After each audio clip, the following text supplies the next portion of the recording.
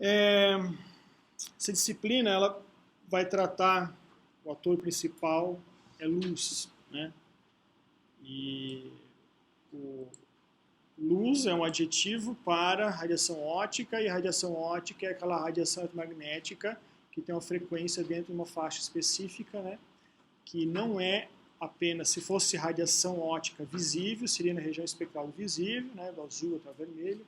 Se for uma radiação óptica, de maneira geral, isso inclui também a radiação ultravioleta, que basicamente as fontes ultravioletas que você tem aqui, elas são sol e algumas lâmpadas de esterilização, e infravermelho. A radiação infravermelha é todo e qualquer corpo ligeiramente aquecido, né? Eu falo assim, aquecido a temperaturas baixas, né? Kelvin, alguns Kelvin, né? Você tem uma emissão, ou seja, uma radiação saindo desse corpo, e você tem então radiação infravermelha. Claro que um objeto como esse está emitindo radiação infravermelha, a gente está emitindo, só que você começar a chegar a fontes um pouco mais quentes, um pouco mais, você começa a ter uma radiação, apesar de ser visível, ou seja, vermelha, né? Mas ela vai ter um espectro bem intenso de radiação infravermelha também. Isso, um exemplo, é um filamento, ou seja, uma grelha elétrica, que é um bom exemplo. Se você colocar ela lá a temperatura ambiente, ela está emitindo. Né? Se você for fazer uma câmera infravermelha, se você olhar, você vai ter um espectro de emissão. Onde está esse espectro de emissão? No infravermelho somente. Na hora que você começa a aquecer ela, 100, 200 graus, você vai enxergando com a mesma cor ainda. Ela ainda está emitindo só radiação infravermelha. Se começar a aquecer mais, 300, 400, 500, deixar ela incandescente, você tem aquele espectro, ou seja, a emissão daquele corpo começa a ser cada vez mais intenso no infravermelho, e isso automaticamente começa a largar também, e aí um rabinho daquela curva começa a cair no visível, e caindo no visível você enxerga ela vermelha. E aí você tem aí um espectro de um corpo emitindo radiação infravermelha e um pouquinho do visível. A mesma coisa de radiação ultravioleta, ou seja, radiação ultravioleta que você vê um pouquinho azulada, né? Quando você vê uma fonte ultravioleta, você vê ela um pouquinho azulada. Não é que ela não é que ela é só ultravioleta, não é que você enxerga ultravioleta.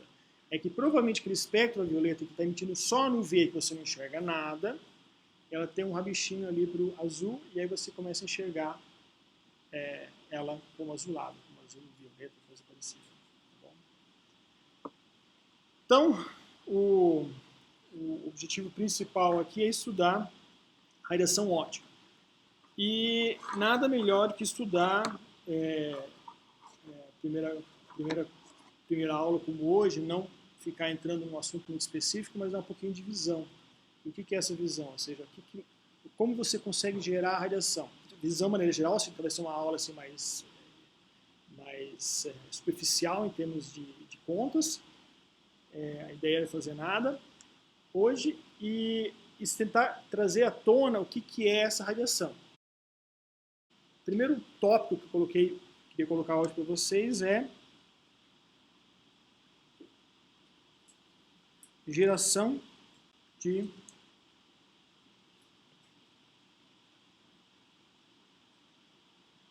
radiação eletromagnética. Como eu falei que luz é a radiação óptica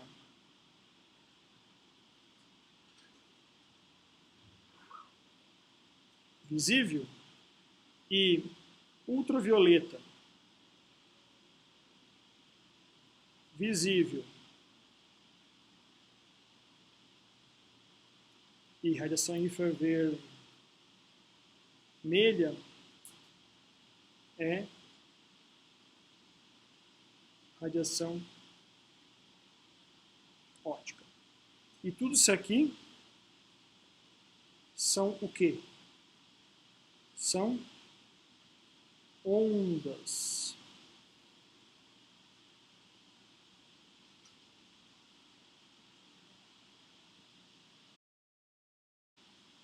E ondas eletromagnéticas você tem aonde?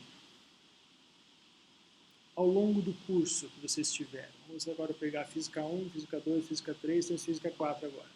Onde é que vocês tiveram ondas eletromagnéticas? Onde é que vocês, por acaso, viram alguma onda já na disciplina? Disciplina de estatística? Não. Disciplina de eletrofísica 3? Sim. Lá no finalzinho, né? Alguém fez aqui a Atromag já? Não.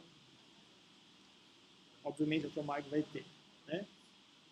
Mas em que situação em Física 3 você vai ter ondas? O melhor fato é ter um campo. Se você colocar uma carga no espaço, o que você tem em torno dela? Um campo elétrico. Se você deslocar aquela carga com velocidade constante, tipo uma corrente, você vai ter um campo magnético. Tudo isso é estático, isso é uma onda eletromagnética? É ou não é? Você acha que é? Sim ou não? Isto não é uma onda. Isso é um campo.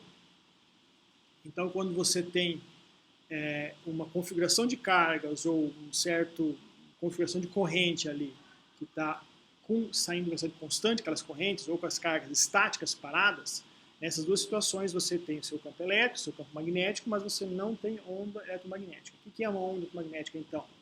É uma variação do campo eletromagnético no espaço. Então, quando você tiver uma variação desses campos, aí sim você vai ter uma onda. E você vai ter isso em circuitos de corrente alternada. Se alguém falou isso. Então, se você colocar um circuito RLC, então você vai ter uma corrente ali que vai variável, vai ter uma frequência, oscilação, e aí você vai ter o quê? Você tem uma corrente indo de um valor máximo no circuito, zerando, voltando. Indo, zerando e voltando. Então, tendo isso, você vai ter o quê? Aquele campo magnético, aquela configuração de cargas que você tem ali, um pouquinho afastado daquele circuito. Variável, o campo elétrico vai variar, o campo magnético vai variar, e essa variação é, então, agora uma onda eletromagnética. Então, isso está se propagando no espaço, assim como você tem uma certa configuração, vamos imaginar, um tempo distante t igual a zero. Então tem um certo campo E e campo B, estático. Na hora que ele está oscilando para o máximo, para o mínimo, aquele campo inicial ele está se propagando no espaço. Então ele está se formando lá longe, está se propagando uma certa velocidade, que é a velocidade c, velocidade da luz. Agora, como está mudando o circuito, ou seja, essa mudança vai gerar um outro campo eletromagnético, aquele negócio está indo atrás daquele primeiro pulso lá, e isso vai se formando. Então, lá longe, você vai ver aquele campo eletromagnético subindo, descendo, na mesma frequência daquele circuito que estava gerando, na mesma frequência daquele circuito RLC. Tá? E assim, então, você tem uma forma de você gerar uma onda eletromagnética e circuitos elétricos, né? Que também inicialmente eram chamados de... Como é que você gera, então, essa radiação? Fazendo um circuito RLC. Isso em 1800, mais ou menos, antes de Maxwell, talvez, ali. Naquela mesma época, você podia fazer uma fonte, também, de ondas eletromagnéticas, usando qualquer lâmpada. Sol, lâmpada, filamento, gás, uma descarga elétrica, ou seja, você tinha luz, você podia gerar luz. O que você não tinha associado naquela época, que aquelas ondas eletromagnéticas, ondas vindas de circuitos elétricos, tinha a mesma propriedade que as ondas que saíam de uma lâmpada, de uma chama do Sol, que eram as ondas luminosas. Né? Chega um certo momento em que se fez Claro que tem uma teoria por trás que o Maxwell propôs, a existência dessas ondas, mas o ponto alto foi que uma pessoa chamada Henry Hertz fez um experimento e mediu a velocidade dessas ondas saindo de fios, né? Que seriam ondas elétricas, ali, ondas saindo de fios. E o valor dessa velocidade era muito próximo a um valor que já se tinha registrado de Fuseur, acho que era, em que ele media as ondas luminosas. que era em torno de 3 vezes 10 na 8 metros por segundo.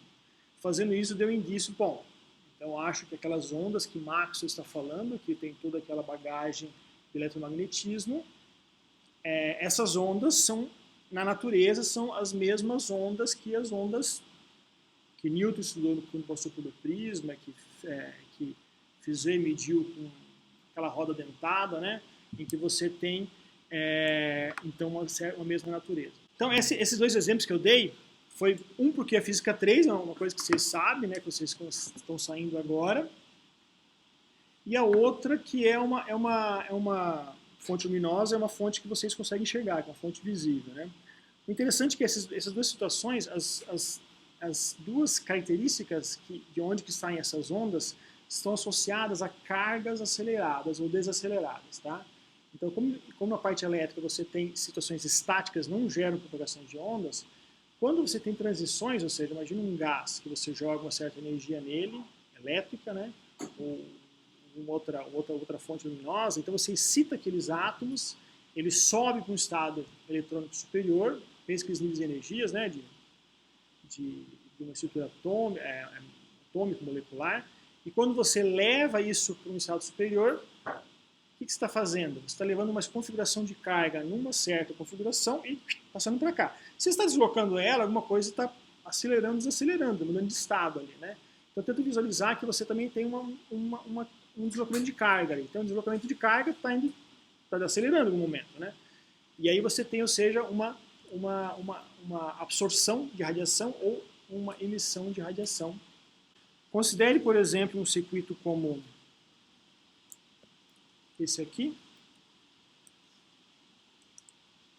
um capacitor, aqui um indutor, resistência e pronto. E aqui você vai ter uma corrente que pode ser um seno, cosseno,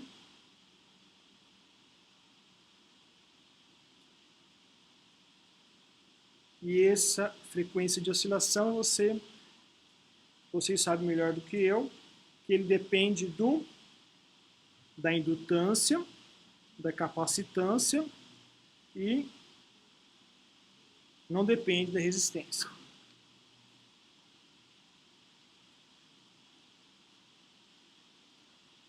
Então, o que você tem aqui? Você tem uma corrente que oscila para lá e para cá com essa dependência temporal aqui. Tá? Tendo isso, imagine que você agora coloca, você concorda que se você tem se uma carga se deslocando gera um campo que oscila, né? Então, variação de campo eletromagnético que oscila, se você colocar uma mesma carga do lado, vamos colocar aqui um outro indutor aqui, e aí você coloca um fio bem longe, e esse fio longe aqui você conecta numa barra metálica.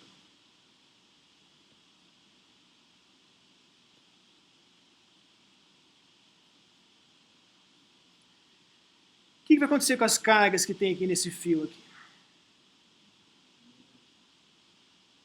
Elas vão oscilar também.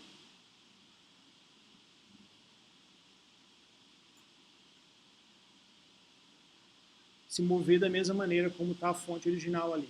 Uma carga você força aqui com o sistema RLC e ela vai induzir o movimento da outra carga e essa vai fazer com que essas cargas aqui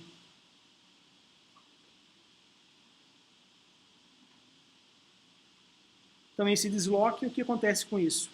Com uma certa configuração inicial, você vai ter, vamos imaginar, nessa linha aqui, a mesma configuração, por exemplo, de campo magnético ou elétrico, né? Como essa carga vai mudando, ou seja, essa onda aqui vai se propagando para uma outra direção, e atrás vem uma nova configuração. Então e como é cíclico isso, então aquele valor, estou fazendo, por exemplo, essa linha, por exemplo, que seriam valores de corrente I igual a I0. Toda vez que você tem aqui um valor de zero, você faz uma linha dessa. Então isso vai se propagando e vai do I0, um valor mínimo, máximo, e assim vai. Vamos colocar um desenho aqui assim, ó, por exemplo.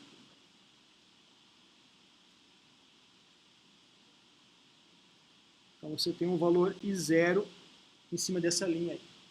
E pronto. Você tem o que aí?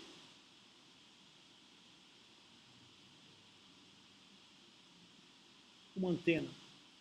Uma forma agora de visualizar isso, como que é esse campo eletromagnético, é abrir um pouco essa antena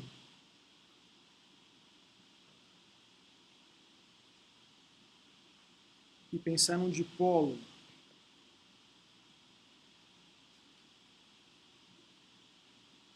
Então, se você tiver, por exemplo, uma distribuição de carga, vamos somar aqui mais menos, mais menos, mais menos, mais menos, mais menos, mais menos.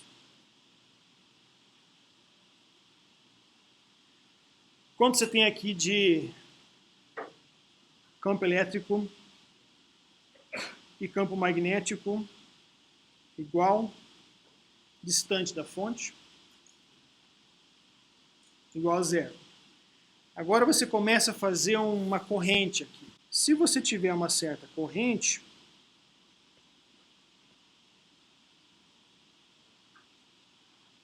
essa barra aqui, uma corrente nessa direção aqui, você vai ter o quê? Um acúmulo de carga aqui em cima, positiva, e uma carga negativa aqui. Isso, se a corrente vai do zero ao valor máximo, isso vai se polarizando constantemente. Vai polarizar no valor máximo, por exemplo. Com essa configuração aqui, você tem uma soma de uma carga menos Q aqui e uma carga mais Q aqui. Se você tiver isso, você vai ter um campo elétrico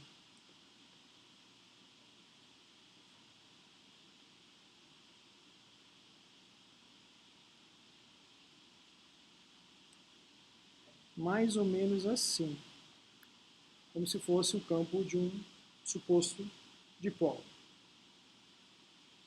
E o campo magnético. Como a corrente está indo para cima, então você tem um campo fazendo esse movimento aí. Então você está com ele entrando aqui.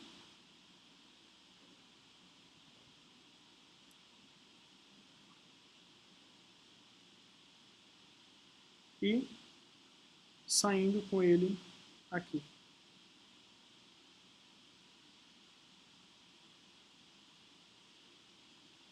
Isso acontece no valor máximo, vai chegar uma hora que saturou, e como tem duas cargas separadas ali distante, elas vão querer se atrair, vão novamente voltar.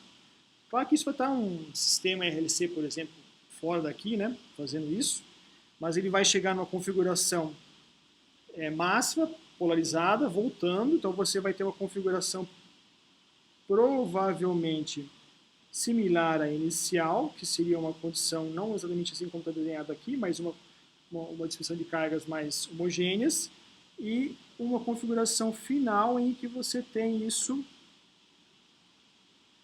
ainda vai ter esse valor de I para cá, mas o valor de mais carga vai estar embaixo e a de carga menos vai estar em cima. E aí você vai ter o campo E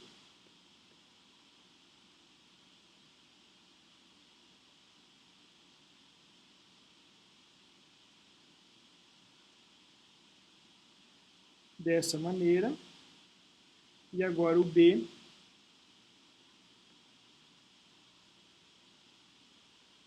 entrando aqui e saindo aqui.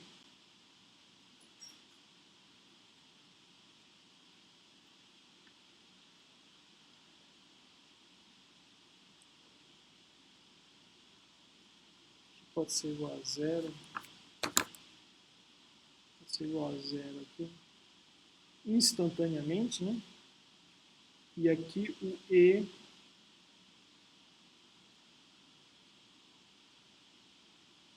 e B diferente de zero. E e B diferente de zero. Para onde essa onda está se propagando? Claro que você tem uma configuração não muito onda plana, que seja nessa região aqui, mas você pode pensar que distante distante desse dipolo, você tem se propagando na direção K aqui.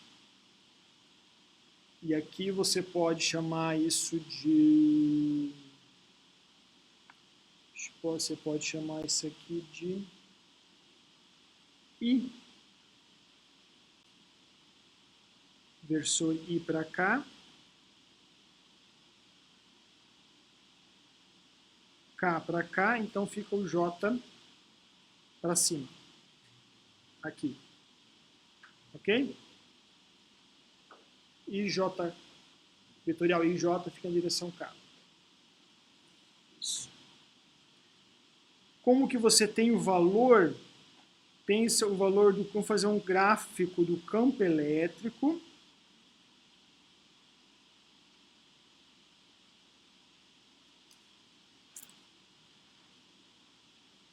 Campo elétrico na direção...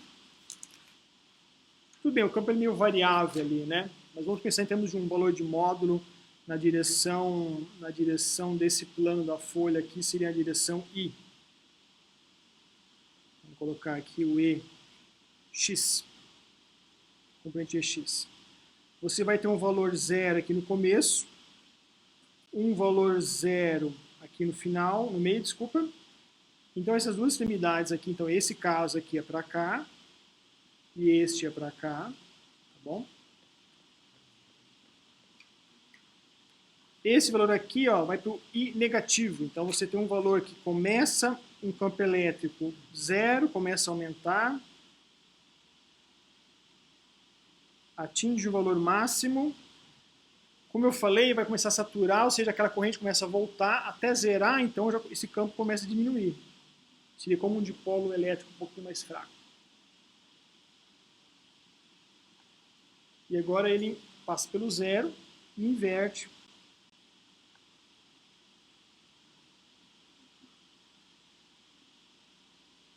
E você tem um valor do campo elétrico na direção I positiva, e isso supostamente vai oscilando e chega a 0 novamente, nesse ponto que seria o valor inicial. A mesma coisa você pode fazer para o campo magnético B. E esse B aqui, ele está em que eixo? Mais uma vez, ou seja, ele tem um certo valor aqui que não vai ser somente na direção J, mas majoritariamente você vai ter essa direção e você pode fazer um gráfico do BY aqui, que é a direção J. Então, de novo, começa 0, campo magnético 0 aqui, e 0 aqui. O que você tem aqui, o B? Bom, aqui você tem que achar um ponto, né? Aqui você tem o B de um lado entrando, do outro saindo, né? Então você tem que fazer uma referência. Vamos fazer aqui, ó, vamos chamar isso um rosa aqui. Vamos colocar um ponto P, aqui um ponto P, à direita desse dipolo. Vocês não enxergam ali? Ah, mas não, tudo bem, eu estava descendo. Já vou chegar lá. Já vou... Então eu considero que um ponto P é lá direito desse dipolo. Então esse ponto P vai estar onde? Aqui, por exemplo, ou aqui, né? Então esse gráfico aqui embaixo é no tempo.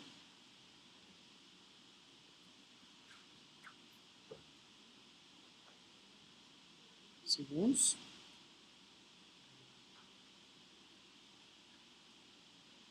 E esse aqui é para o... Para não. Que cor que a gente usou?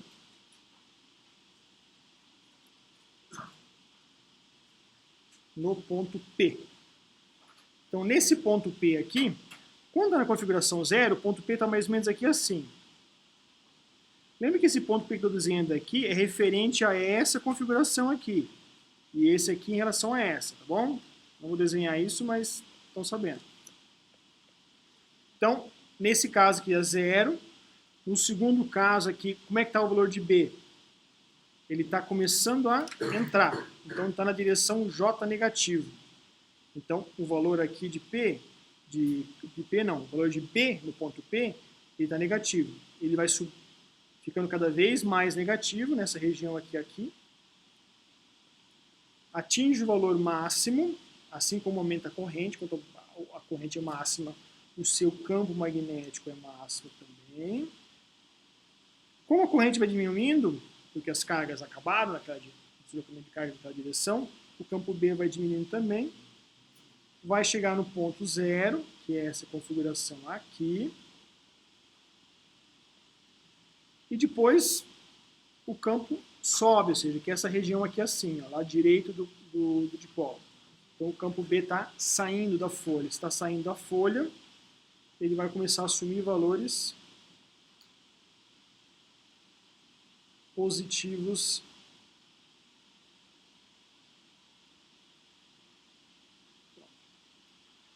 Então, quando a gente desenha uma curvinha aqui assim, ó, ou no campo elétrico, você tem uma curva, o que você está desenhando é só o valor máximo do campo elétrico ou magnético daquela configuração ao longo do tempo, ou pode ser no espaço também. Aqui está no tempo. Bom, isso é para mostrar como você gera radiação eletromagnética vindas de fios bonitinhos, né? E você supostamente não acha que está saindo nada daquele fio e está. E como texto de sugestão, para reforçar esse assunto, tem um texto escrito em 1950, então eu tenho alguns probleminhas de conceitos de física lá. Vou deixar vocês descobrirem esses probleminhas, tá? Depois eu coloco na prova, quem descobriu acerta a questão, quem não descobriu não vai acertar a questão. Eu tirei de um livro chamado Nós e Natureza. Nunca ouviu falar desse livro, não? Não? Ninguém lê mais esses livros. É um livro velho, escrito... É um original da Alemanha, 1920. E aí você tem ele traduzido para o português em 1950. E aí você pensa que quem escreveu isso foi um professor, senhorzinho já, de escola secundária, ensino médio, fundamental, né? Então, ele escreveu isso em 1930, antes da Segunda Guerra, mais ou menos. Então, pensa que ele se formou com que física? Sei lá, se o cara tinha 60 anos, se ele fez com 30, se está com 50, fez com 20, então ele fez 30 anos antes. Então, ele estudou física de 1900. Então, vocês têm que lembrar que a física de 1900 e a física de hoje era um pouquinho diferente. Mudou-se alguns conceitos, né? E esse livro ele não sabe tratar isso, né? Porque ele foi escrito com conceitos daquela época, né? Então esse é o alerta que eu deixo lá. E o que ele expõe muito lá é como você consegue visualizar essas ondas, como é que você poderia visualizar essas ondas no seu dia a dia, na nossa natureza, né? Que é o tipo do livro. E experimentalmente, o que eu trouxe para vocês visualizarem isso, o Hertz, ele fez um aparato que mostrou que aquela radiação que estava saindo daqueles fios, ela podia se propagar e gerar uma faísca, ou seja, gerar uma corrente no outro circuito. E aí, uma vez que você fez isso, você podia obstruir ela. Então ele fez primeiro o circuito, né? Depois colocou um material opaco na frente, não condutor, e você via que aquela coisa não passava. Quer dizer, aquela onda não conseguia passar. Tá? E o aparato ele não é exatamente igual a esse, porque esse aqui é demonstrativo. O dele foi mais detecção, então tem um detector lá. Aqui ele vai ser para você visualizar o fenômeno. Então eu tenho aqui um aparato que gera, acho que é piso elétrico, o sensor está aqui dentro aqui. Ele gera um pulso de corrente, sai desses dois fiozinhos aqui, e ele gera uma corrente aqui e aqui, ó, um outro que não está encostado com o primeiro circuito, está no ar, está separado. Esse segundo circuito está encostado aqui, está soldado aqui, tem uma lampadinha de filamento, e eu volto novamente aqui. Eu não tenho um RLC aqui não, mas eu estou gerando também um pulso de corrente. Não é uma corrente com função seno no tempo, não. É um pulso. E esse pulso gera um disparo no primeiro circuito, que você tem aqui. O segundo circuito ele seria uma espécie de um receptor. Aí nós temos uma outra situação que eu tenho que desenhar para vocês aqui. Quando você tem esse dipolo aqui, pensa que você tem um deslocamento de corrente nesse eixo aqui. Um ir para cá, um ir para lá, oscilando o tempo. Então o valor de corrente é nesse eixo. E as ondas, que elas são o campo elétrico, você lembra que eu coloquei um campo elétrico desenhado para cá, e um campo magnético saindo, entrando. E com isso você tem o quê? Uma onda se propagando nessa direção aqui. Para cá, para cá, para cá. A pergunta é, e nessa direção aqui também? Teremos uma onda? Ou aqui? Muito distante, ou seja, quão distante é? Se você considerar aqui um valor, um ponto P, X, onde X é muito maior do que D. E D supostamente seria o tamanho do seu dipolo, do seu fio. Ou pode ser mesmo ordem de grandeza, imagine um fio também, compridinho aqui. A pergunta vai ser a mesma. Como que você tem uma configuração dessa onda se propagando aqui? Vocês vão ver lá em Electromag que você não tem radiação sendo emitida na direção de propagação das cargas, da corrente alternada. Então, nesse eixo aqui, ó, nessa direção aqui, nessa reta aqui, você não tem variação de campo magnético. O que você tem muito é para onde? Vamos desenhar aqui umas setinhas onde você tem mais radiação saindo. Então eu posso desenhar uma seta grande para cá, grande para lá, um pouquinho menor ali, um pouquinho menor para cá, um pouquinho menor, menor ainda, e aqui zero, e aqui um pouquinho menor, e aqui uma intermediária. E se você fosse agora mensurar isso aí, você teria algo nessa direção assim. Mais na transversal, zero ao longo do eixo e valores intermediários nesses dois lados aí. Então seria uma espécie de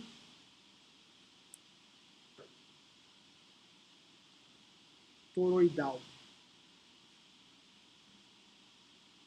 Toroidal.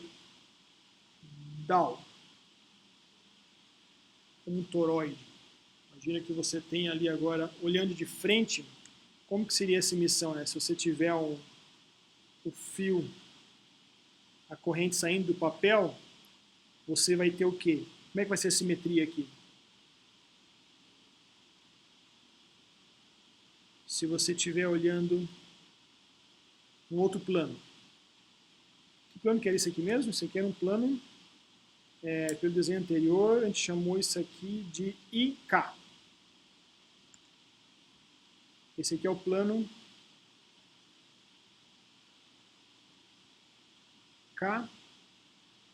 KI.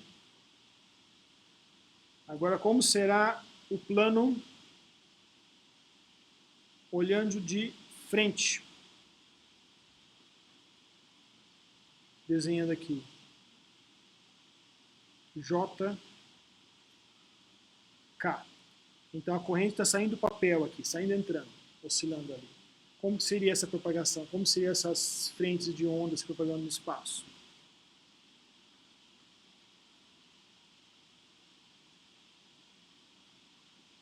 Evidente? Sim?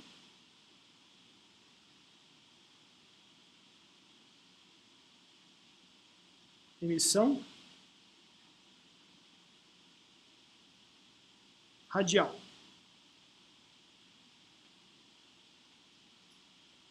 Tem um erro aqui, tá? Deixa eu apagar isso aqui, ó.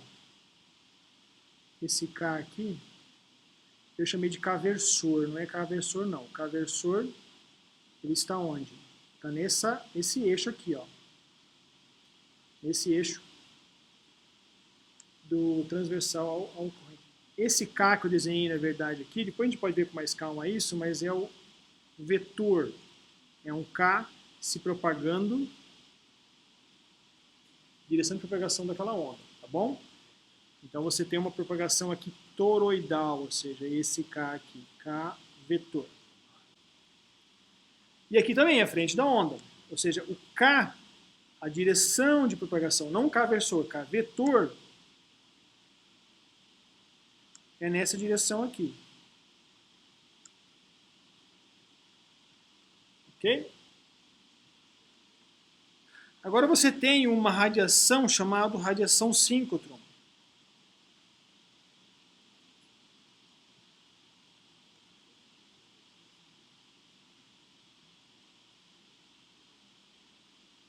Vamos escrever certinho, né? Síncrotron.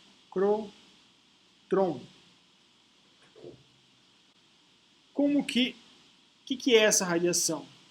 Você tem lá em Campinas, você tem um acelerador linear, um laboratório nacional de luz síncrotron, onde é que você tem o nosso laboratório de luz síncrotron.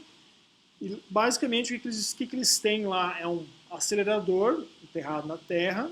Esse acelera elétrons, então eles aceleram, quando chega a um certo valor, ele é ejetado para cima, desvia para cima, ele entra num anel. E esse elétron fica rodando ali dentro. E como não é um anel, ele é tem vários lados, não sei quantos lados que tem lá, mas toda vez que ele... Então, quer dizer, ele não anda em círculo, ele anda em linha reta e desviado. Anda mais um pouco, desviado. Isso começa a fechar a órbita, então você tem vários segmentos de retas aí. Toda vez que você... toda vez não. Para você desviar o elétron, o que você precisa? Aplicar um campo magnético nele, tem uma força, e ele desloca, vai indo, lá na frente, coloca mais um campo magnético, mais umas bobinas, desloca e vai indo. E vai fazendo isso até fechar o ciclo. Em cada braço disso, quando você aplica um campo magnético, você está fazendo o que com o elétron? Você está acelerando ele, ou desacelerando. Você está produzindo uma aceleração. Centrípeta, não é como aqui, né, que é linear, mas uma aceleração centrípeta que está mudando a trajetória, mudando a direção da velocidade, a direção da trajetória dele. Quando você faz isso, supostamente, como a gente já sabe, toda vez que a gente fizer uma mudança, tem uma variação de velocidade, você tem emissão de radiação. Quando você tem esses elétrons entrando num campo magnético, e aqui, qual que é a direção? Você tem QVB. Isso vai dar, se eu entrar com o campo magnético aqui, se eu produzir um campo aqui nesse quadrado aqui, um campo magnético, então você tem uma direção V,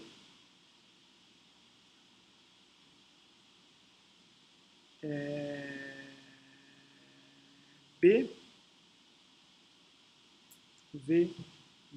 para lá, e como é que é negativo, então é para cá, exatamente. Então faz uma força para baixo, e aí você tem o quê? Uma mudança de trajetória nesse campo aqui. Eu posso fazer uma coisa acentuada ou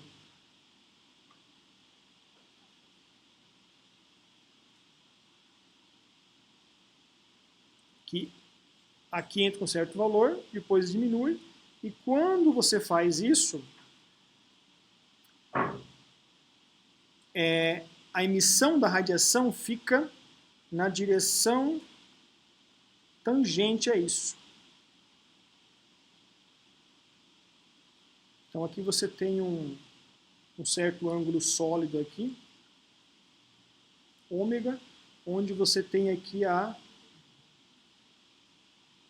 emissão da radiação síncrotron. Um outro exemplo que eu selecionei que eu acho interessante é quando a gente fala de geração de radiação, a gente sabe que você tem nossos átomos populados com elétrons em diferentes configurações eletrônicas, e você tem certos níveis energéticos desocupados em que esses elétrons podem ir para lá. Então significa que você pode passar uma certa corrente num certo material, dar energia para esses elétrons, eles sobem. Por que motivo? Porque isso deu energia elétrica, vamos imaginar. Ou pode ter outro tipo de energia, pode ser térmica, você pode fazer fricção, você pode jogar luz nele, tudo pode ser excitado desde que você tenha energia para isso. Na hora que você levanta para um estado superior, na hora que eles voltam, o que acontece quando você tem de uma configuração eletrônica para outra? É como um análogo aí fazendo, voltando a um caso mais fundamental, você está mudando, está acelerando aquilo lá, está desacelerando, está deslocando aqueles elétrons de uma configuração para outra. Se você fez isso, você provavelmente tem uma emissão de radiação. E essa radiação aí também é uma radiação eletromagnética, só que ela é originária de uma outra forma. Você tem que ter um pouquinho, de outra forma diferente daquele que eu mostrei até agora, né, que foi de um circuito RLC. E essa transição, ou seja, quanto mais energética for, ou seja, quanto mais quando você popular níveis eletrônicos mais superiores e a volta para um nível mais inferior, o que você tem de emissão? Uma radiação mais energética. Se a transição for pequena, vai ser uma radiação também, só que com uma energia menor. Energia menor, frequência menor, tá? E aí você tem, ou seja, uma diferente característica, mas a origem seria a mesma, tá? Vou desenhar isso ali. Vamos lá, geração de ondas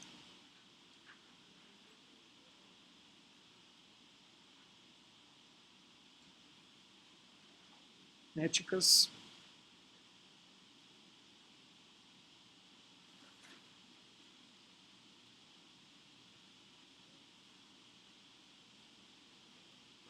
seriam 2, nosso segundo exemplo.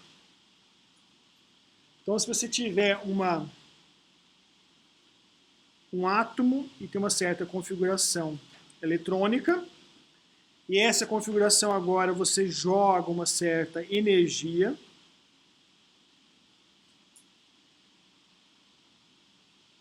você joga uma energia de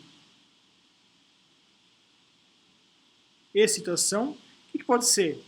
Pode ser uma outra onda, como luz, pode ser elétrico, uma corrente elétrica, pode ser por fricção, pode ser mais o quê? Mais N coisas.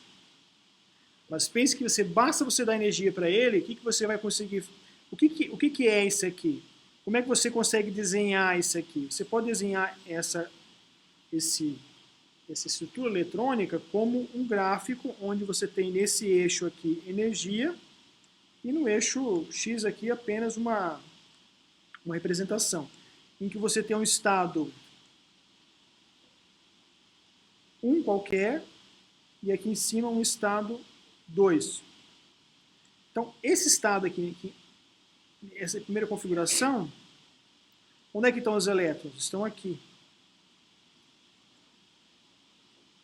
No momento que você coloca energia, ou seja, se você colocar mais energia aqui, o que vai acontecer? Você vai ter o mesmo sistema eletrônico, só que a nuvem eletrônica não é mais a mesma, né? Estou fazendo esse desenho assim para justamente enfatizar que o que você tem aqui agora é uma configuração eletrônica diferente. Se o elétron estava numa configuração, passou para outra, você acelerou ele, de alguma forma. Quando você tem isso, ou seja, aquele estado superior aqui, é onde os elétrons estarão. Tá bom? Feito isso, vamos imaginar que foi uma corrente elétrica essa energia. Nosso exemplo aqui, né? Você pegou um material especial, que pode ser um semicondutor, aí você passa uma corrente elétrica nele, não estou dando muito detalhes, mas é o funcionamento do LED. Você tem um material em que você joga uma certa corrente, na hora que o elétron recombina com um buraco, que a gente chama lá na estrutura na estrutura do material, recombina, e aí tem a transição, e essa energia que sobra gera luz. Bom, se aquela configuração eletrônica aqui agora decair, se configuração anterior decair, o que vai acontecer?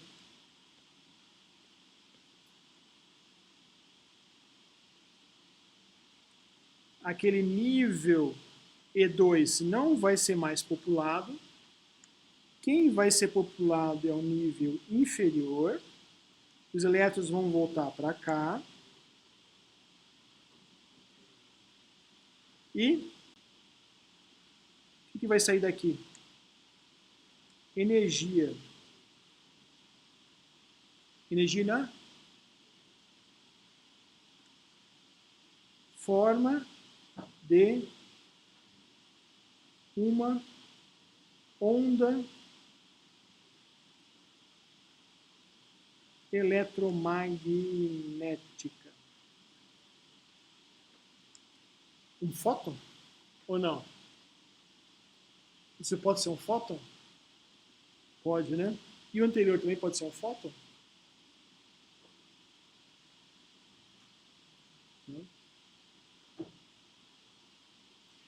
É como o português, assim, quando você tem dois adjetivos muito próximos, qual que é a solução? Você vai adicionar lá. O que é uma eletromagnética? O que é um fóton? E aí tem que ver se o que é o que, para você conseguir responder a pergunta corretamente. O que é o nosso dicionário aqui? São esses livros aí, né? Então, se vou lá, onda eletromagnética.